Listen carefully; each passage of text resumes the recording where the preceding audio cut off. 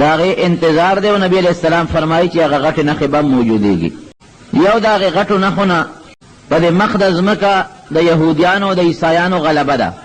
ګوره پیغمبر علیه السلام ډېر مخکې فرمایلی دي چې په دې مخ د ځمکه به د یهودو د عیسایانو غلبه راشي، د مسلمانانو حکومتونو او سلطنتونو به ختم شي، او خصوصا قیامت ته نږدې به په ټوله دنیا بیا د عیسایانو حکومتي، د یهودو او د عیسایانو مشترکه دا ټول علاقې دا زمونږ وطن، دارنګې دا افغانستان او خراسان او ایران، روم او فارس، شام او لبنان او اردن، فلسطین، د افریقې ملکونه چې څومره دي پرې به د عیسایانو او د یهودیانو شریک حکومت راځي.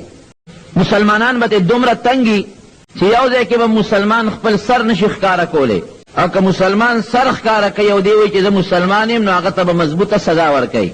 زه خو اوس ګورم او دې حالاتو ته ګورم، نو زه وایم دا د نبي علیه السلام هغه پیشنګویي کوم چې هغه 1400 نیم سوه کاله مخکې فرمایلې ده.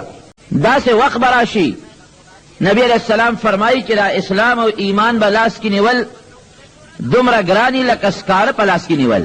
یو سړی چې سکاره پلاس کی نیسی نو دا آسانه خبره نه ده. دغه رنګي ایمان، د ایمان ساتل او ځان ته مسلمان ویل، ځان ته مؤمن ویل، یو خو هغه مسلمان دی چې هغه هر څه سره ها کوي. که کافر څه کار کوي نو تم ښه کوي، او که مسلمان څه وایي نو تم ښه کوي. دغه خو بوس مسلمان دی. نبی علیہ السلام دغه مسلمان ته بوس ویلی دی، دا بوس دی دی باندې الله پروا نه ساتي. کوم چې د زړه نه هغه کلک او مضبوط مسلمان دی نو هغه مسلمان درته یادوم.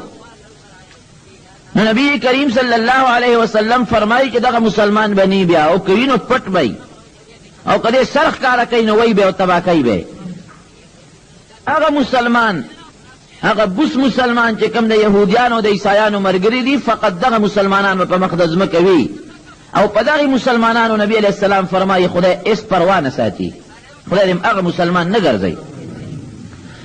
د دغه یهودیانو عیسایانو هغه شریک حکومت به ډېر شي، ټوله ځمکه باندې به خواره شي، او د مدینې منورې خوا کې یو علاقه د خیبر ورته وایي، خو زمونږ دا خیبر دی.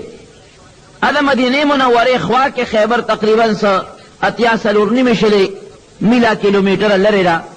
هغې ته به د یهودیانو د عیسایانو حکومت ورسي. یو سړی به نیک سړی به اوس ګوره کوم ځای کې چې کفر مخ راوچت کړي نو الله اسلام لم بیا برې او غلبه ورکوي. مسلمانان به راغون شي چې موږ به څه چل کوو.